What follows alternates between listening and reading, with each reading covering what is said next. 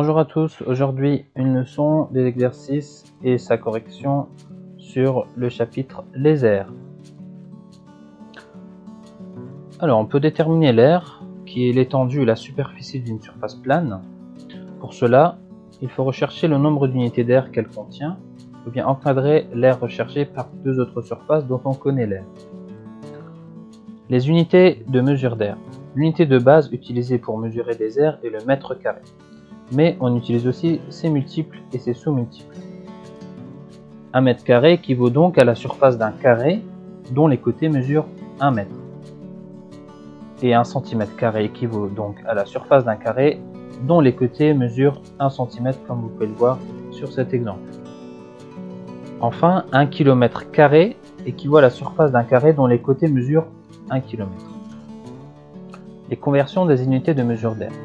Pour convertir les unités d'air, on peut utiliser un tableau de conversion comme vous pouvez le voir ci-dessus. Contrairement au tableau de conversion de masse, de longueur ou de volume, dans le tableau de conversion des unités d'air, vous avez dans chaque entité deux cases. Un simple exemple, ici dans la première ligne, vous avez 1 cm². Si je veux le convertir en mm², je dois rajouter non pas 1 mais 2 zéros. Donc ça qui nous donne pour la ligne 1, 1 cm², c'est 100 mm². Les aires du carré et du rectangle.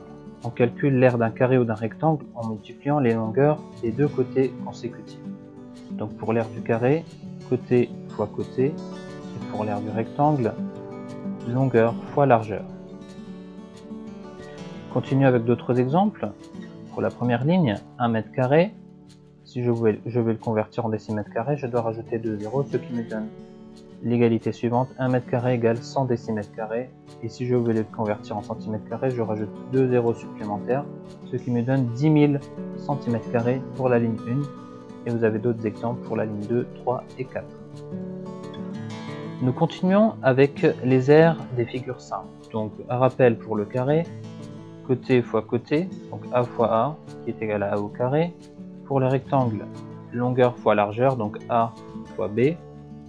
Pour l'aire du triangle, il faut faire la base fois la hauteur, le tout divisé par 2. Pour le parallélogramme, il faut faire la base fois la hauteur. Pour le trapèze, on additionne le grand côté plus le petit côté, le tout multiplié par la hauteur, et le tout divisé par 2. Enfin, pour l'aire du losange, nous multiplions les deux diagonales, le tout divisé par 2. Nous allons maintenant continuer avec les exercices. Il y aura la correction à la fin de la fiche. N'hésitez pas à faire pause pour pouvoir faire l'exercice et ensuite aller à la correction à la fin de la vidéo.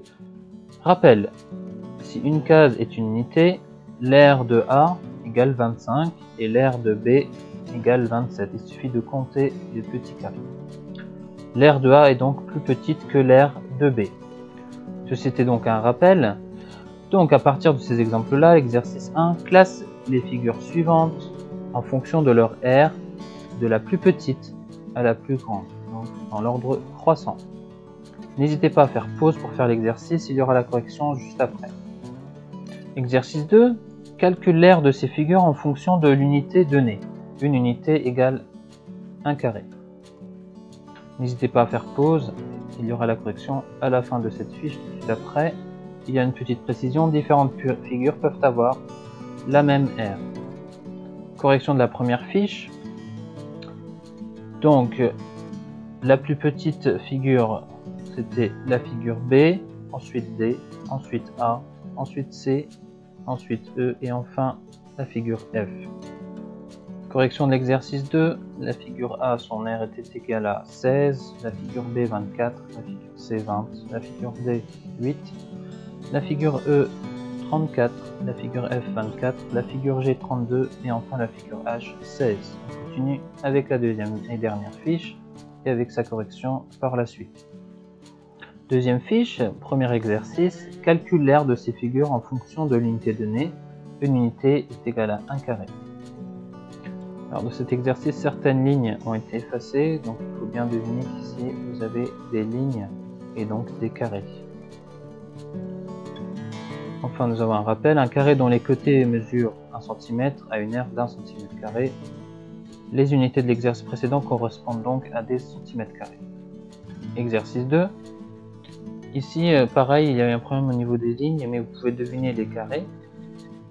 Consigne de l'exercice 2, trace sur le quadrillage ci-dessous des figures correspondant aux mesures suivantes.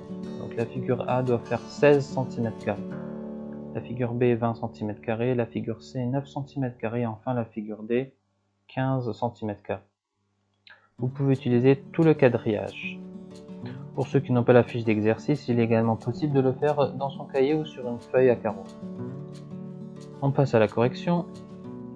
Correction d'exercice 1, donc l'aire de la figure A est égale à 16 cm², la figure B 16 cm², la figure C 14 cm², la figure D 18 cm², la figure E 29 cm², la figure F 12,5 cm², la figure G 21 cm², la figure H 18 cm² et enfin la figure I 16 cm². Une proposition de correction pour l'exercice 2, il y a de nombreuses autres possibilités bien évidemment. Un carré pour la figure A, un rectangle pour la figure B, un petit carré pour la figure C et enfin un rectangle pour la figure D, mais il y avait bien évidemment d'autres possibilités avec d'autres formes de figures. Si tu as réussi à aller jusqu'à la fin de la vidéo, je te félicite, tu as très bien travaillé.